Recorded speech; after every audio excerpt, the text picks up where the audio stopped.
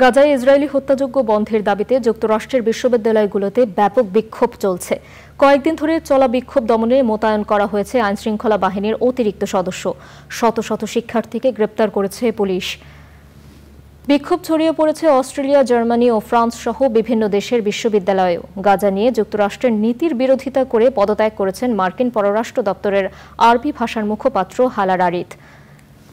এদিকে গাজা ইসরায়েলি হামলায় নারী ও শিশু সহ 15 জন নিহত হয়েছে। আরও জানাচ্ছেন তাফহিমুল ইসলাম সুজন। গাজায় 6 মাসের বেশি সময় ধরে চলা যুদ্ধ আর ইসরায়েলের নির্বিচার হত্যাকাণ্ডের প্রতিবাদে উত্তাল যুক্তরাষ্ট্রের প্রায় সব বিশ্ববিদ্যালয় ক্যাম্পাস। বিক্ষোভে শিক্ষার্থীদের সঙ্গে যোগ দিয়েছেন অনেক শিক্ষক ও বিশ্ববিদ্যালয়ের কর্মকর্তা। ওয়াশিংটনে বিক্ষোভকারীরা অবস্থান নিয়েছেন হোয়াইট হাউসের অদূরে। গত সপ্তাহে নিউ ইয়র্কের কলম্বিয়া ইউনিভার্সিটিতে যুদ্ধবিরোধী বিক্ষোভ ও অবস্থান কর্মসূচি শুরু করে শিক্ষার্থীরা। সেখান থেকে শতাধিক শিক্ষার্থীকে গ্রেফতারের পর উত্তাল হয়ে ওঠে ক্যাম্পাস। বিক্ষোভ ছড়িয়ে পড়ে যুক্তরাষ্ট্রের অন্যান্য বিশ্ববিদ্যালয়েও। অনেক বিশ্ববিদ্যালয়ে ক্লাস বর্জন করেছে শিক্ষার্থীরা। আন্দোলন দমাতে শত শত শিক্ষার্থীকে গ্রেফতার করেছে যুক্তরাষ্ট্রের পুলিশ। বিক্ষোভ দমনে পুলিশের বিরুদ্ধে অহেতুক শক্তি প্রয়োগের অভিযোগ উঠেছে। ইমরি বিশ্ববিদ্যালয়ে এক নারী অধ্যাপককে মাটিতে ফেলে নির্যাতন এবং গ্রেফতারের ছবি প্রকাশ্যে আসার পর শিক্ষার্থীরা আরও বিক্ষুব্ধ হয়ে ওঠে।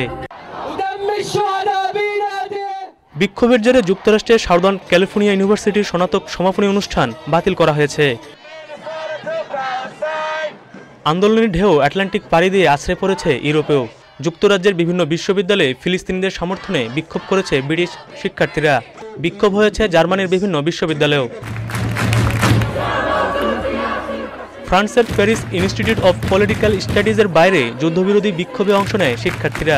যুক্তরাষ্ট্রের ছাত্রছাত্রীদের সঙ্গে সংহতি প্রকাশ করে অস্ট্রেলিয়াতেও বিক্ষোভ হয়েছে। সিডনি এবং মেলবোর্ন বিশ্ববিদ্যালয়ের শিক্ষার্থীরা ক্যাম্পাসে ক্যাম্প স্থাপন করে বিক্ষোভ করছে।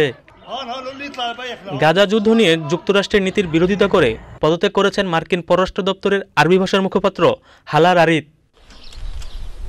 এদিকে গাজার বিভিন্ন শরণার্থী শিবিরে ইসরায়েলের বোমা হামলায় নারী ও শিশুসহ 15 জন নিহত হয়েছে।